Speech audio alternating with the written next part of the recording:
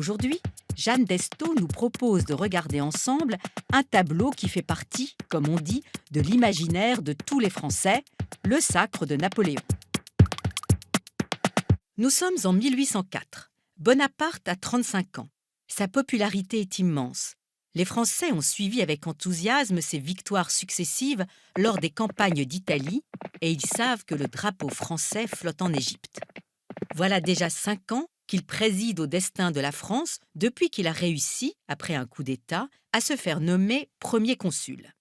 Le peintre Jacques-Louis David est l'un de ses fervents admirateurs. D'ailleurs, il s'est lancé dans un portrait du premier consul, un tableau qui restera inachevé. Quelques années plus tard, David peint Bonaparte franchissant le Grand Saint-Bernard, un tableau équestre très fougueux qui deviendra l'une des représentations les plus connues de Bonaparte. Le 18 mai 1804, le premier consul Bonaparte est proclamé empereur des Français sous le nom de Napoléon Ier. Napoléon tient à ce qu'une grande cérémonie religieuse clôture les festivités et donne une dimension sacrée à son avènement. La date est fixée au 2 décembre 1804. En septembre, Napoléon s'adresse à David, promu premier peintre de l'empereur, pour lui passer commande d'un grand tableau qui devra conserver la mémoire de cet événement exceptionnel. Voici donc la cérémonie du sacre, telle qu'elle est immortalisée par le fameux tableau de David, le Sacre de Napoléon. Le tableau est au musée du Louvre à Paris, et bien sûr, comme il se doit pour être à la hauteur d'une telle cérémonie, il est monumental, 9,79 m sur 6,21 m. Nous nous trouvons à l'intérieur de la cathédrale Notre-Dame, dans le cœur de la cathédrale. Grandiose déjà le cadre avec les hautes colonnes de marbre et les rideaux rouges et les tentures. La lumière baigne les personnages principaux et notamment Napoléon en plein centre. Mais d'abord, regardez. Vous voyez là, dans la tribune, cet homme en habit brodé, arborant fièrement sa Légion d'honneur? C'est David lui-même, un carnet et un crayon à la main, en train de noter les détails de la cérémonie. Un autoportrait donc, enjolivé comme dans cet autoportrait-ci, dont l'ombre bien placée dissimule une grosse tumeur de la joue qui serait due aux suites d'une blessure d'escrime. Le buste de Rude donne probablement une idée plus exacte de la physionomie du peintre qui, à l'époque, jouit déjà d'une grande renommée. Bon, revenons à Napoléon. Sa fascination pour l'Empire romain s'exprime à travers ses vêtements.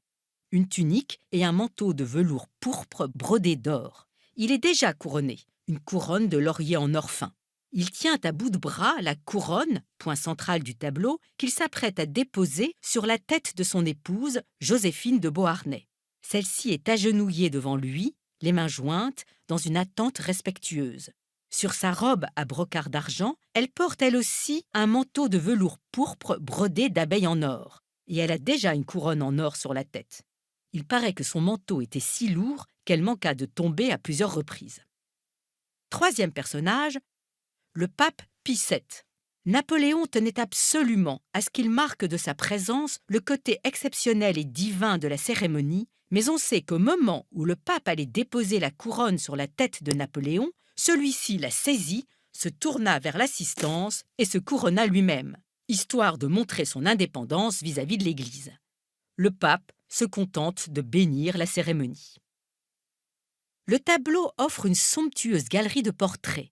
Outre les grands dignitaires, les ambassadeurs, les maréchaux, etc., voici les 2 frères et les 3 sœurs de Napoléon, la cousine et la dame d'honneur de Joséphine, et trônant au centre de la loge, Laetitia, la mère de Napoléon. David s'est entouré de sa femme, de ses filles, de ses élèves et amis. Enfin, tous les attributs sont là qui doivent conférer à l'empereur son statut de droit divin, ce sont les regalia. Ceux-ci inscrivent Napoléon dans la lignée de Charlemagne, quelques 800 ans plus tôt, avec l'épée de Charlemagne, la joyeuse, avec sa couronne et son sceptre. Et enfin, les honneurs de Napoléon lui-même, la main de la justice, le globe et son sceptre. Imaginez donc, ce couronnement au moins aussi somptueux, si ce n'est plus, que ceux des rois de France, et ce, en 1804, 15 ans tout juste après la Révolution française, et la France qui applaudit des 2 mains au rétablissement d'un souverain de droit divin. David va mettre 2 ans à réaliser cette toile grandiose dans l'ancienne église de Cluny mise à sa disposition.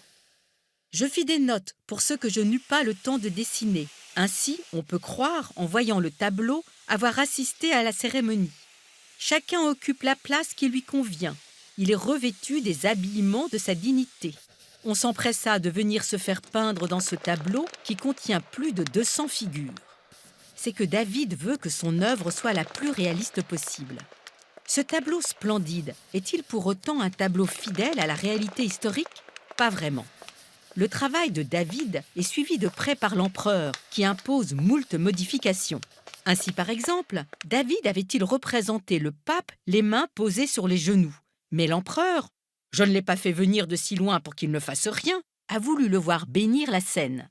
Pie VII ne se remettra jamais d'avoir été quasiment forcé de participer à ce qu'il appellera une mascarade et les relations entre les 2 hommes se dégraderont à jamais. La mère de Napoléon n'était pas présente à la cérémonie. Elle était d'ailleurs opposée à ce sacre. Mais l'empereur en a décidé autrement et sa mère, par sa position centrale, semble à la fois présider et approuver la cérémonie. L'intérieur de Notre-Dame paraît très solennel, ce qui n'était pas le cas, la cathédrale étant à l'époque très endommagée. Quant à David, il pouvait difficilement être dans la tribune puisque tous ses croquis de repérage montrent qu'il était placé quelque part par ici. Ce tableau néoclassique est donc bien une œuvre officielle, une œuvre de propagande en quelque sorte, destinée à fixer le souvenir de la cérémonie pour l'éternité. En tout cas, une personne en fut tout à fait satisfaite, l'empereur lui-même, qui s'est extasié devant l'œuvre terminée. Que c'est grand, que c'est beau, quel relief ont tous les objets, quelle vérité! Ce n'est pas une peinture, on marche dans ce tableau.